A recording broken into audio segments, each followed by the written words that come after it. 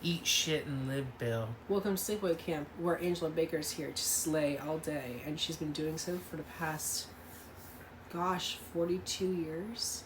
Wow. Hello, I'm Randy. And I'm Steve. Welcome to Cinema Therapy, a special edition of Cinema Therapy. Yes, very special. This is Sleepaway Camp. We went to Sacramento to see Sleepaway Camp at the Tower Theater? At the Colonial Theater. Excuse me, Colonial wrong Theater. one.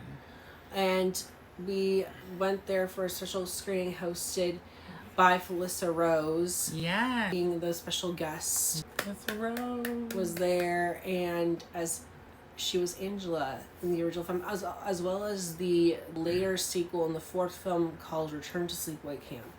She's also in Terrifier 2. She's been in Stream. She's been in Victor Crowley. Yes.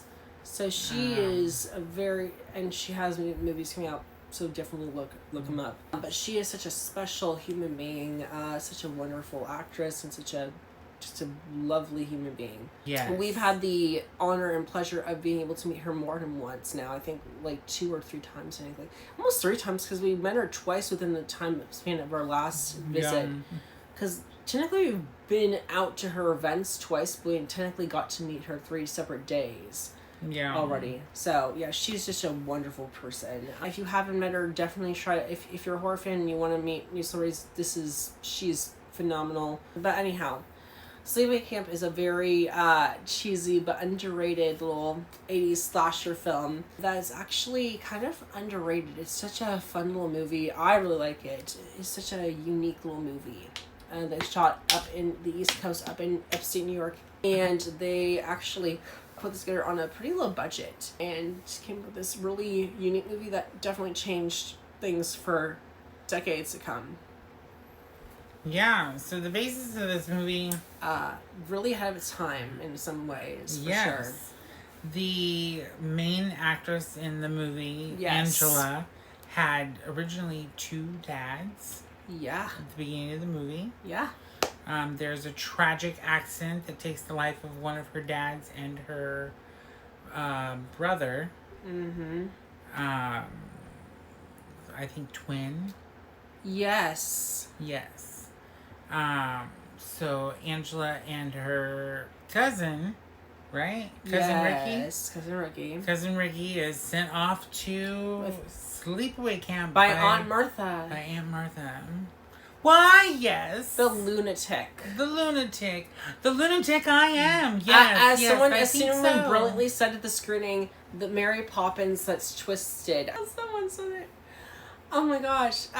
But this movie was it's so cool to watch in theaters. To know little things. She did a live commentary too, talking about the movie, making it, her experiences, inside jokes that she had made over time since the movie came out, all the people she knew, everything. She even hosted a hot seat, and I was honored to be able to be up there. But such a special experience. This movie starts out where, like you said, like they're going on this little boating trip, and it turns into an accident up on this lake. And years later, she's with her Aunt Martha and her cousin Ricky, and then they're sent to Sleepaway Camp. And over time, you meet all these different kids. Some of them are really despicable, especially one of them, Judy and Meg, but especially Judy. And so they make Angela's life a living hell on this whole experience, and you just feel for the entire time. You feel for Angela so much. And over time, people start to get kind of either attacked and or killed by a mysterious person. The You person. You know this movie. If you've seen like the murder mysteries where it's like from the 80s or just whatever, it's like, hey, I know you. You did this. Or, hey, it's you. What are you doing here? And what do you want? What do you want? Well, like, yeah, that sort of stuff.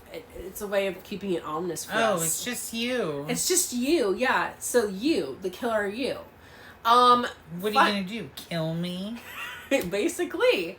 So, and that's exactly what they do. That's why I meant by basically, is because that's what they do. Yeah, kill them. in this movie, for it the year it came out, like 1983. it's And it was shot in 82. one of the few movies that, like, actually kills kids. Like, yeah, like preteens and teens. Preteens, like some of them look questionably above teenage. They look. Some of them look younger than teens, and some of them look way older than teens. But they're all supposed to be, well, except for of course the counselors. But most of them are supposed to be like kids and teens. A lot of them are probably between the ages of like 10 or 11 and like 17. Yeah, 17. So yeah, preteens and teens. Yeah. In the ending is a shocker. Oh yeah, especially shocked audiences for years to come. Yes, it was not a really well-known movie, but over time became a cult classic and very well known for that ending. And I think it's been around long enough for us to spoil the ending. If you haven't, should we spoil it? If you know the movie, you know what the ending twist is. But otherwise, just know the ending. It was really ahead of its time. It was really crazy, and the way they actually did it was quite. Just stop the video now, okay? No. If you don't want to. We're not gonna try to say it, but if you know, I am gonna say it. Okay, but if you know what the actual twist is too, the way they did it was actually hilarious and actually kind of funny and sad. Because do you remember how they pulled off the effect? Yes. They got a guy that was drunk and had him stand there, and then they did like a green screen and put her face over him. Mm-hmm. I remember that. Yeah, that's what they did for it at the time. Yeah. So and this guy just got exposed. So the ending, you find out that she is her brother. That Angela is the killer. That Angela's the killer. And Angela's not Angela. Angela's not Angela. She is the boy. Angela was the one that got killed. And in this whole time, the aunt... Martha has been raising the boy as a girl. Because when the two dads died, she ended up living with her. And she didn't want to have another boy. So she made her the girl that the dads used to have, Angela.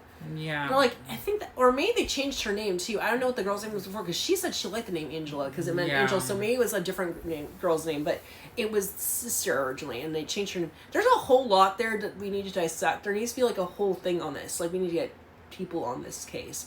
But yeah, Martha like twisted her and made her think she was a girl, and so in a way, it was kind of before like trans was like really as much of a topic, as well as a queer subject as well, just queer in general, like the queer subtext of this movie, and also pretty, upfront kind of imagery was very ahead of its time for the 80s, especially for a little movie like this. Just such a fun little slasher movie. Yeah, we had such a great time. Thank you, Felissa Rose, for having us. Thank you, Felissa Rose. Thank you for remembering us. And we hope to see you at the next Sinister Creature Con. For everyone we got to meet over there too, if you were there and we got to meet you, thank you so much, and we had such a great time. Like and follow for more horror content. Yes. All right. See you next video. Take care. All right, bye. Bye.